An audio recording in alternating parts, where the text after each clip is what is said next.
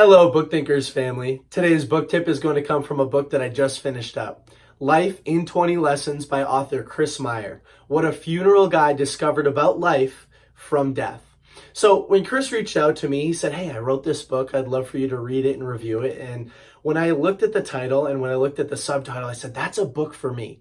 And the reason is I love reading about death. I love learning about death, and death is always on my mind. Now, before you look at that as a negative statement or something that's dark and eerie and scary, it's not. Over the last couple of years, I've learned a lot about death. I've read books like On the Shortness of Life by Seneca and Meditations by Marcus Aurelius. I've learned all about the concept of memento mori, which means remember death. And that's a term that the Stoics would use to consistently ground themselves and remind themselves that life is short and you need to act and prioritize accordingly. So when Chris reached out, like I said, I jumped at the opportunity. I wanted to know what a funeral guy learned about life from death. So in this book, there are 20 lessons that he has learned throughout his life at various stages as the owner and operator of a funeral home, and he still owns funeral homes today. There are 3 of those lessons specifically that I'd like to talk about. And the first lesson is lesson number 3 in the book, and that is to avoid judgment. So Chris, as the owner and operator of a new funeral home, walked into 2 posted bodies. And what that means is he walked in the door and he saw 2 posted bodies, kind of like in the TV shows CSI or Bones, whatever the case may be. And both bodies were displayed on the table and they were opened up. I know it's a little bit gruesome, right? But both bodies were opened up, and as he observed the bodies, a realization came over him. One body was white and one body was black, but on the inside they were exactly the same. Now, that might sound a little cliche, but it's 100% true. All of the time that we spent focused on deciphering differences between people, whether it's race or whether it's sexual preference, whether it's political party, whether it's ethnicity, where you come from, what your culture says you're supposed to do, it doesn't matter. We spend all of this time focused on differences, but at the end of the day, it doesn't matter. What a fantastic lesson to come from somebody who spends time in funeral homes. On the inside, we're all exactly the same. We all want the same things in life: food, shelter, wellness for our family, protection, etc. So I thought that was a really heartwarming lesson. Lesson number 3, I really liked it. Number 9, become a FamiliaNER. A FamiliaNER is somebody who's rich in family. As Chris was talking through this chapter, I think a lot of different things resonated with me, but I think the biggest one was probably, who do you want at your deathbed? When you're dying, what kind of audience do you want around you?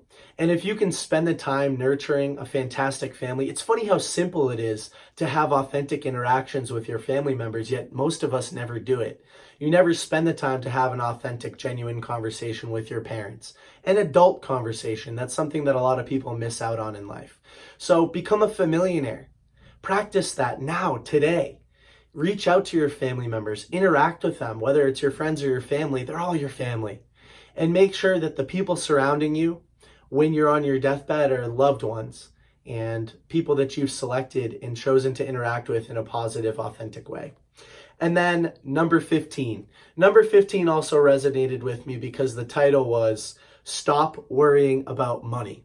That's something that as an early 20s or mid 20-year-old person, it's an intimidating thing, right? Stop worrying about money. But the more I read about all of these successful people, the less they care about money and the more they care about the process and having fun along the way. There are so many simple tips and tricks that you can use to secure yourself financially for the rest of your life and to make sure that when you retire at age 65, you are a millionaire. It doesn't take a lot of money to do that. So as long as you're working hard, you're investing for the future, you read a couple books like The Total Money Makeover by Dave Ramsey, or there's a new book that I just got called I Will Teach You to Be Rich. And all of these different books, The Latte Factor, they'll have strategies that you can implement to ensure financial security for your future. And then when you stop wasting all of this time stressing about money, you have the opportunity to live a better life. You don't want to be sitting on your deathbed with all this money in the bank thinking, wow, I can't believe I worried about it my entire life. And I didn't take advantage of certain opportunities, and I didn't, go on these trips and these vacations, and I didn't spend the money with my family, etc. You don't want to have those regrets in life. So stop worrying about money. Don't let it stress you out. It'll cause more problems than good. It'll cause fights and things like that. So overall, I really love this book. I think it pays big dividends to think about death all the time. It'll help you prioritize things in your life. It'll help you stay grounded. And that was just a brief introduction to the book. Those were 3 out of the 20 lessons in my interpretation of them. There are 17 other great lessons in this book. So if I was you and you experience stress or you think you're going to regret things in your life, definitely pick up a copy of this book. Even if that's not your experience, pick up a copy of this book. Support Chris. I think that he has a lot of fantastic wisdom in this book. And with that, I hope everybody has a fantastic day. Bye.